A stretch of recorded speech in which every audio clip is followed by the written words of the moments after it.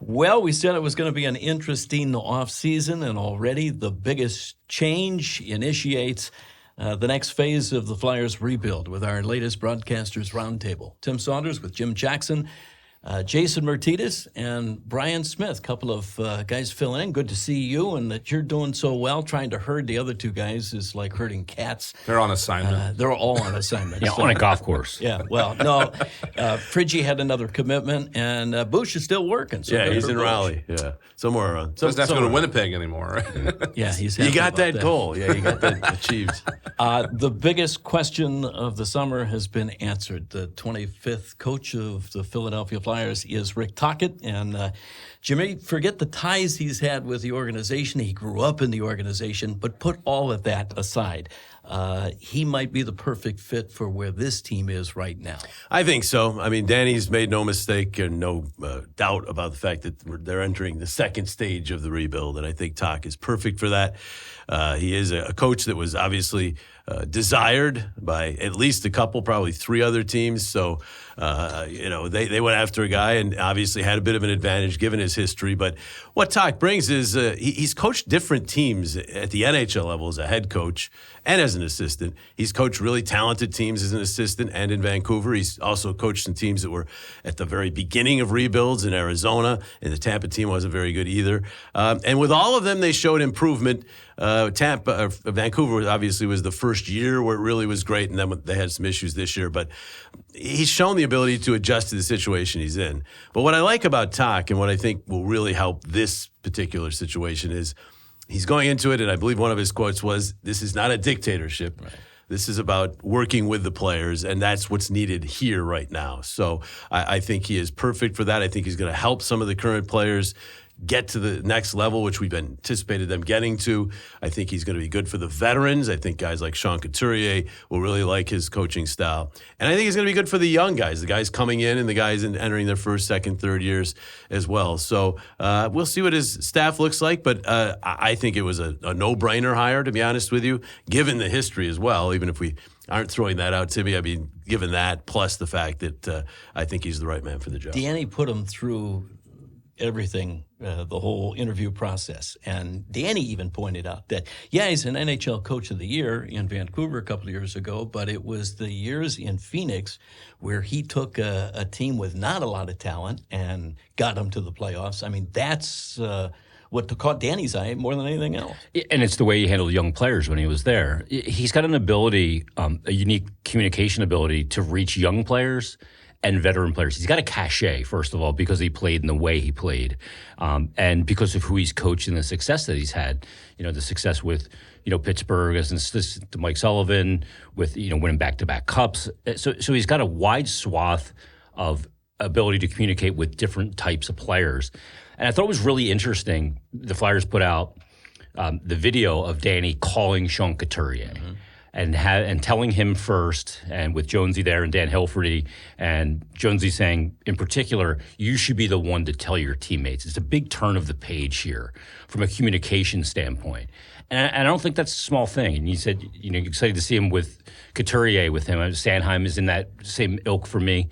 And I look at that and I say, there's really bringing everybody together of the different age groups into now what's going to be a unified team.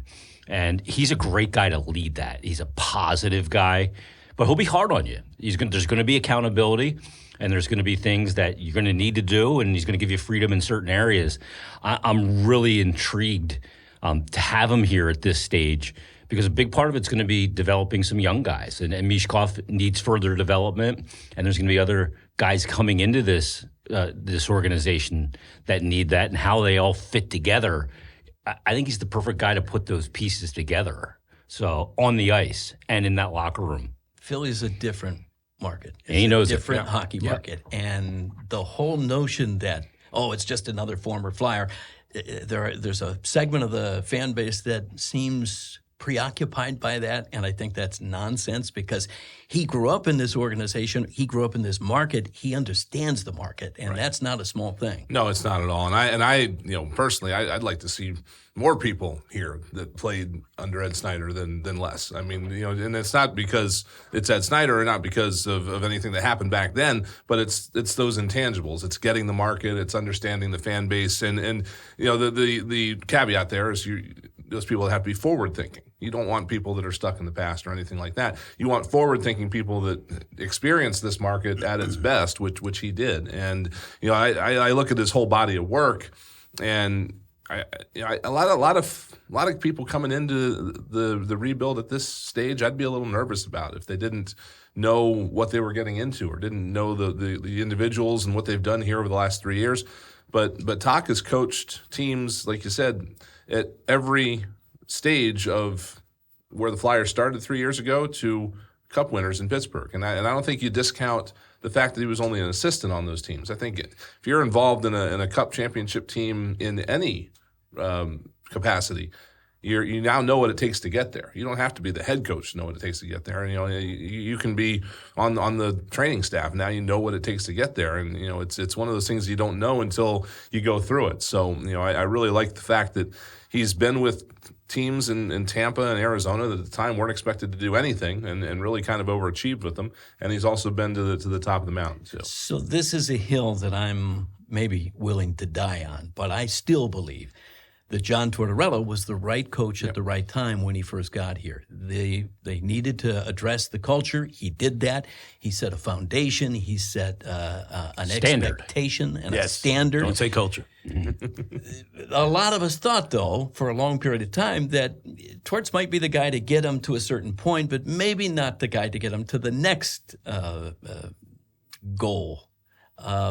Toc is gonna be a good fit, and the difference I see, but I mean, some people call him Torts light. I don't quite think of it quite that way, but it's just a communication style that's so different that's gonna behoove the Flyers under Rick Tocchet. Yeah, for sure. I mean, Toc was here, or I should say Torts was here for the subtraction phase and the establishment of the standard, as he put it.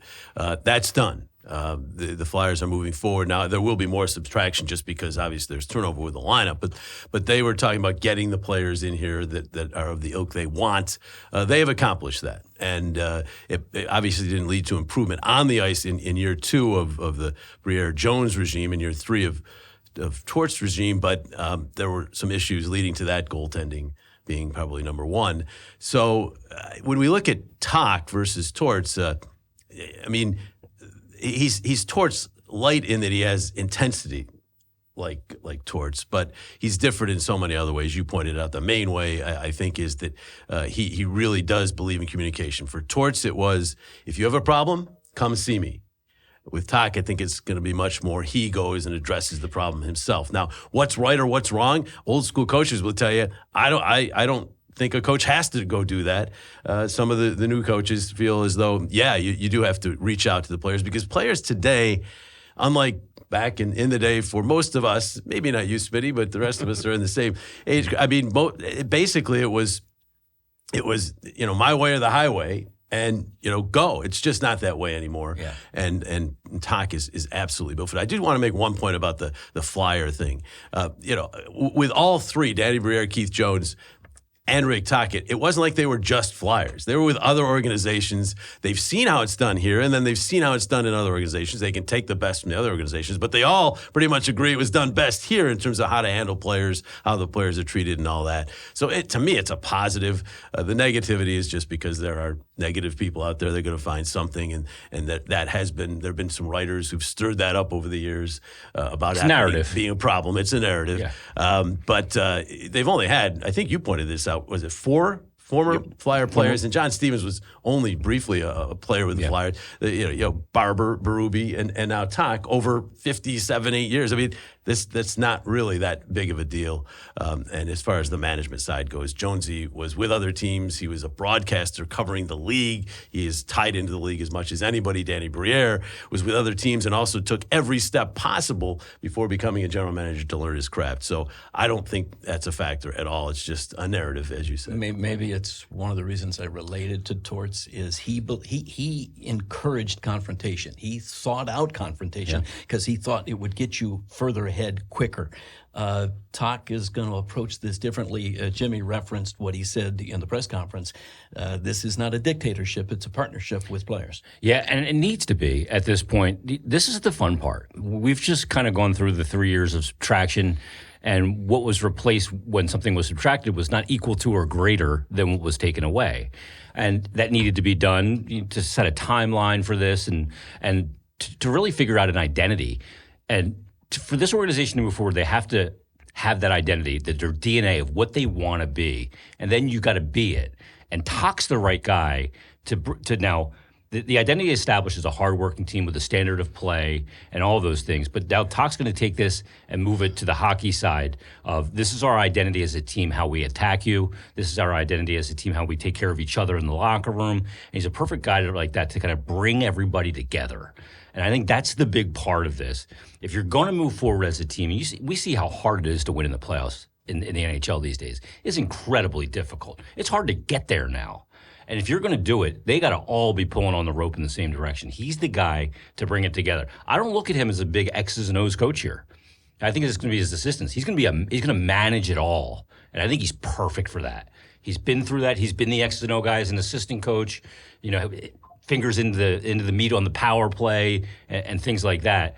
But here, I think he's going to empower his staff, and he's going to manage this entire situation and get everybody going in the same direction. And that's as big a part of it as there's going to be. You need talent, and that's going to be Danny's job and the front office job to bring him that talent, and then he's going to bring them together to rise up. The personality just makes him so likable. I think we all have. Yeah. And my best friend growing up, he reminds me so much of my best buddy.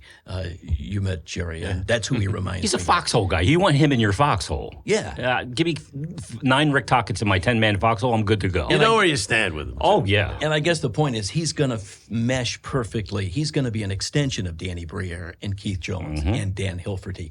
And it's a collaborative success that they're building here, and he's going to fit that to a T. Yeah, I've haven't worked with Tock. I know him, and we got him in the Hall of Fame here a couple of years ago, and worked with him on that process. But I've seen it read that when he's talking to you, it makes you feel like the most important person in the room, and I think that's the biggest difference probably between him and what was going on here before, because we talked with Torts lots of times where he said, well, you're not nobody's ever going to make a mistake on the ice and get benched for it or whatever, and whatever's going on there at the end, I felt like that started to erode a little bit. And like you said, there were some people that weren't necessarily going to be taking chances because they didn't want to get into a doghouse or something like that.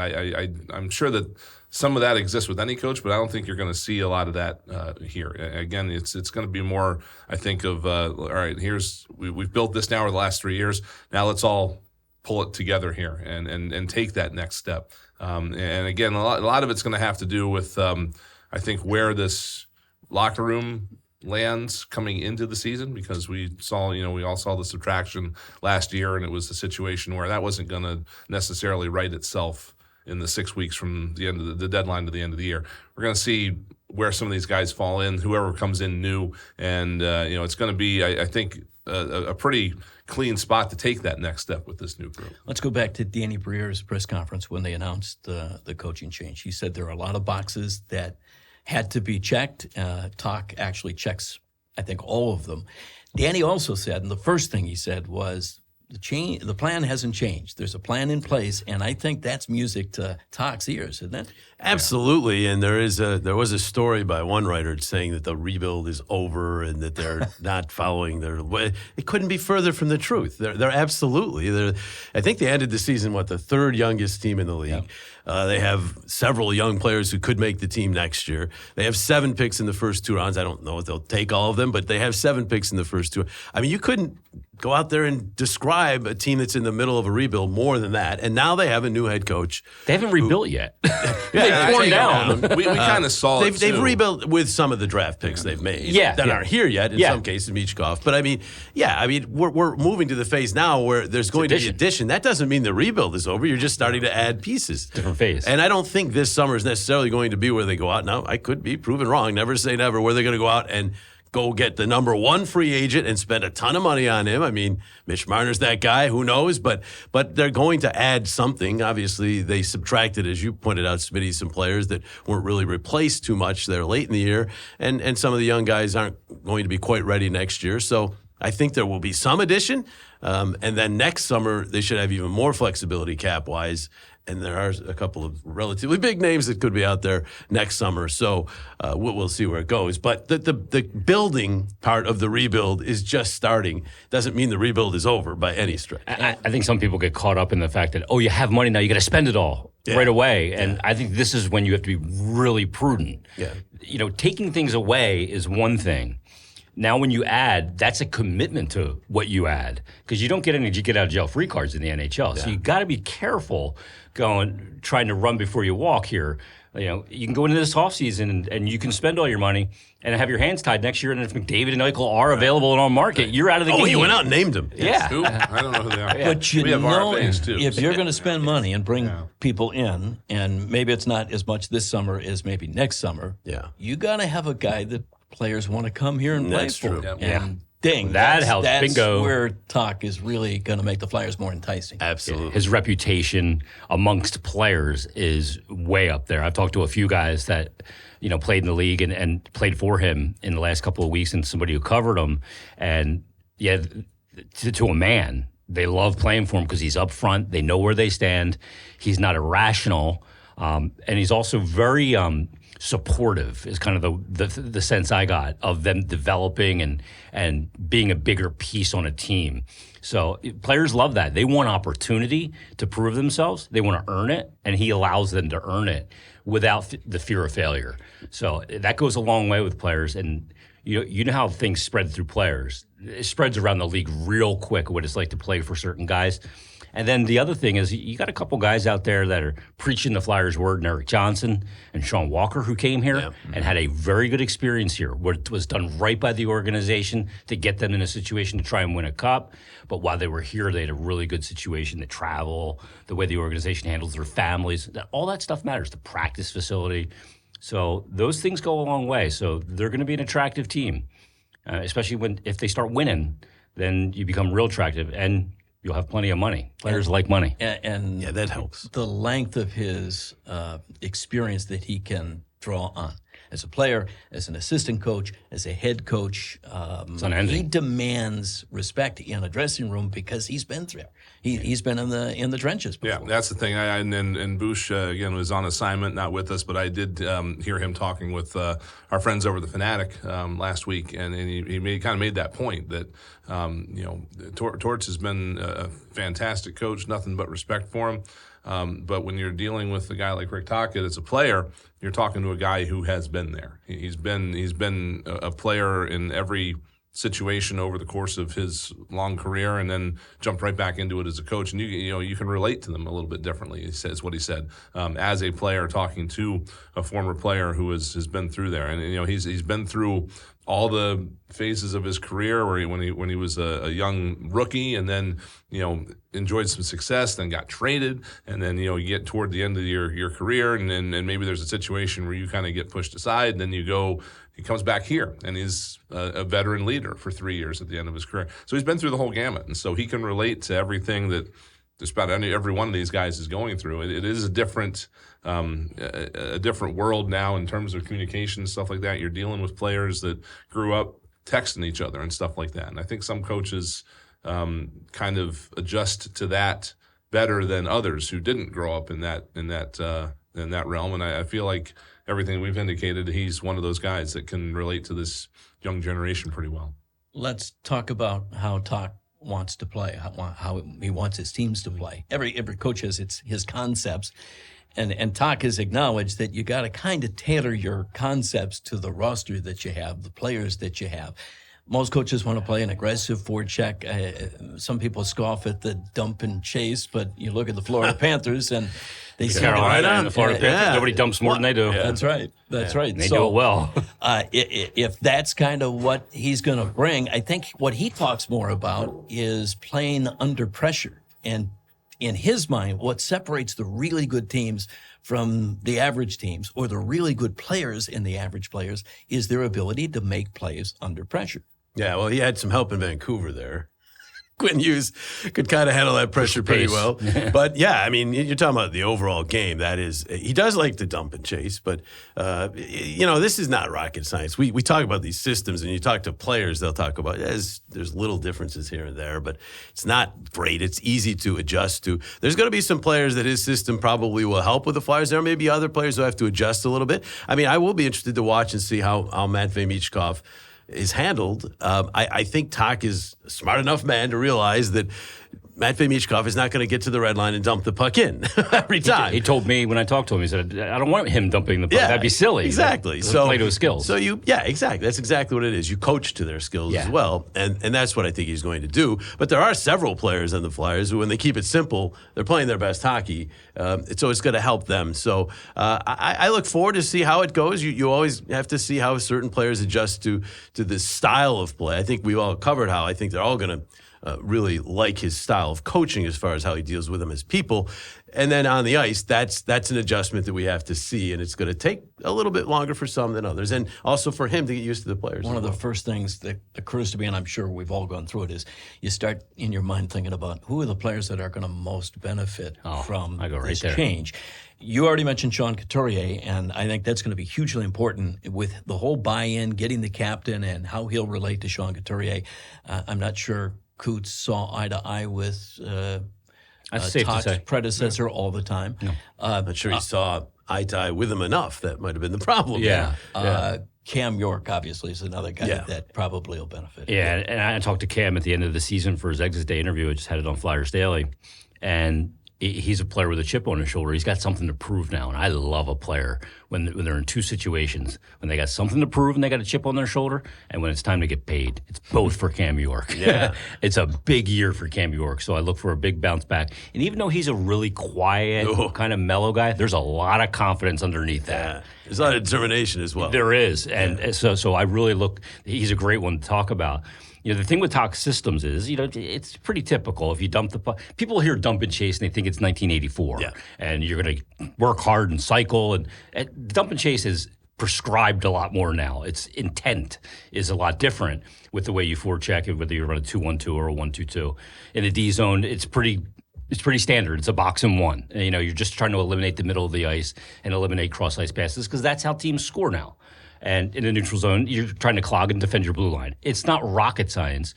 It's getting everybody bought in and doing it in concert. The reason why Florida's so good with the dump and chase is because they come through the neutral zone as a 5-man unit with speed. Yeah. That's why it works. And you look at Carolina, why they're in a conference, they may be the most well-coached team in the NHL. Mm-hmm. They do what they do. They do it all four lines, and they do it shift after shift, and they wear you out.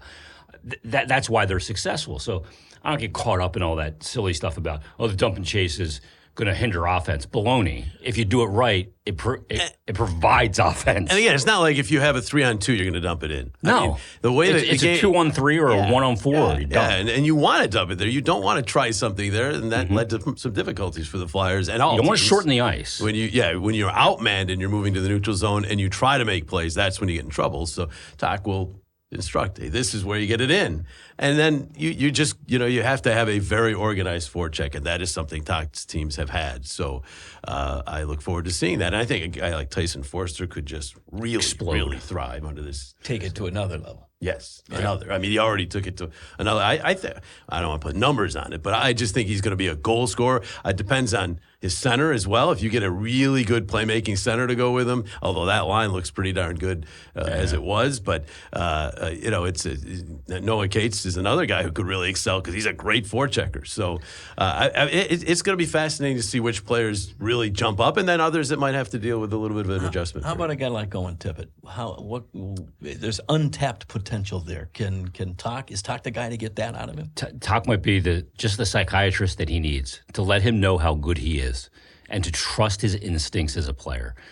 I always said it, that Tip, when he's confident, you guys see it. You see his confidence because he tries things, he's creative. And when he's not, he plays with a little bit within a box. And maybe part of that was fear of repercussion. So under Tock, maybe, a softer hand can really bring that out of him and not be afraid to make those and maintain that creativity in his offense and unpredictability more consistently, which overall will give him more confidence, more results. I look for him to be a big benefactor. Another guy, too, young defenseman, Emil Andre, I think, is an important part of this, too, because of the way Tock likes to come out of the D zone. Emil Andre will take the ice if you give it to him and skate it out, and he can also make the stretch pass, make you play really fast. That's something, a player I look at and I go, this is a guy that coming in as a young player could really make a jump for this team. We know Sanheim and New York are going to be there. We know Drysdale is going to be there. Where does Andre fit in this thing moving forward? I think he's got a chance to be real good in this style of play. Jimmy already mentioned Michkov.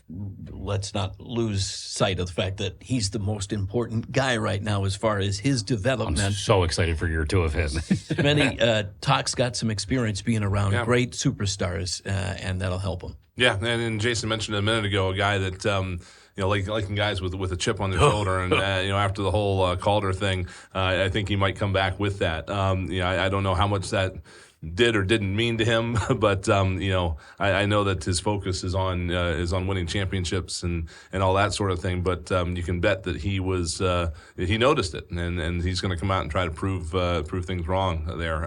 But yeah, I mean, everything that you would see in a developing budding superstar anyway, I think is what we have to look forward to with him. And again, some of the same things you're talking about with Tip, I think when applied to Michkov, obviously they spent that first year nailing in defensive play because he's probably, didn't have a ton of focus on that earlier in his career. Now that he's got that base, you've got some folks here, I think, that are going to try to bring out the offensive side of his game at the NHL level, too. Let me say this about Meach, too. I got an elevator once on the road this year. It was pretty late in the year. He walks in. His English, by the way, was getting better. And he says 4 points. I said, was it a 4-point game? I was a little confused. He goes, I'm 4 points off the rookie lead in points. I'm going to catch him. Very aware. And so he's aware. And you say, that's individual stuff. No one wants to win more. His comments after games are always about, we didn't win, so I don't care if I had 4 points. But he is very aware of that Calder thing. I'm absolutely sure that's going to be. And then when he says that, he's not saying, I want 4 more points. He's competing with Macklin Celebrini. Exactly. He sees that as a competition. Exactly. Right? And in relationship to Tock, I think Tock's going to love that determination. Me too. Because it is, even, Torts talked about it a lot. That determination is something you don't always see from European players. They sometimes a little bit more laid back, or he has that burning desire to win, and Tock's going to love it. He's going to fill out his staff. Adam Foote was his defensive coach, and he's not coming because he got the job in Vancouver. Brad Shaw's decided against returning. We'd speculate. I've heard names. Maybe Luke Richardson might be an option. I don't. What other names? Get ready to defend the former Flyer thing all over again. Right? Mike Yeo. Who knows? He's coached with him. Who knows? There's lots of guys out there. Tock is smart enough to let assistants do the assistants' work and kind of. And that's why guys want to work for him. Yeah, the best will work for him because he gives them autonomy. Where was he? Yeah. I think he was in Ottawa. I saw him flash by on a bench once. Like, there he is. Yes. So, who knows? But there's lots of guys out there, and he's worked in so many different organizations, and he's so well respected. He'll get top notch assistants. And we didn't talk much about. He's had some pretty good power plays during his coaching career. Obviously, he ran the power play in Pittsburgh, didn't he? Yes. Yeah. He had some pretty good weapons. I'll give you that. Yep. But yeah, he's had some pretty good power plays. He's been part of good power plays. Yeah. So that is such an area that we've talked about on this. I just don't want to have to talk about it anymore in such a negative fashion. Yeah. So that's something that he could bring as well. We cannot underestimate what a bad power play, what it does to a team. It gives momentum to the opposition when you have a horror. It's just going on for too long. Yeah, watched it in the playoffs actually with other teams. Yeah, other teams who have good power plays even, but they just couldn't get it going in a particular series, it it just affects them. It starts so to much. drag down everything too, because you work on the power play every time you're on the ice. Morning skates, practices, and then it starts to drag everything. There's else no down as fruit well. to the labor. Yeah, Right. So. Well, the draft is in late June. Flyers, as we say, have 3 picks in the first round. Maybe as many as 7 of the top 6 and 50. 22 for sure. Yeah. And we'll find out about the Edmonton pick. But 7 whether of the they top 2 rounds, are yeah. actually choosing all of those remains to be seen. I think Danny's probably going to get aggressive, and it's going to be really fun to watch what's ahead. And for all those who want to tank, look what happened. It just it does not pay Yeah. to tank. Don't tempt the hockey gods. The lottery just it makes that. Yeah, just, we can stop having the tank conversation because it's done. It's not happening here. Yes. They're now moving up. So Yes. there's no reason even to have the conversation Yes. anymore. It'll be It's the last not a time. debate. We got lots to look forward to, and we'll can't undoubtedly wait. do this again right after the draft with our latest Broadcasters Roundtable. With Jim Jackson, Jason Myrtetus, Brian Smith, I'm Tim Saunders. Enjoy your summer.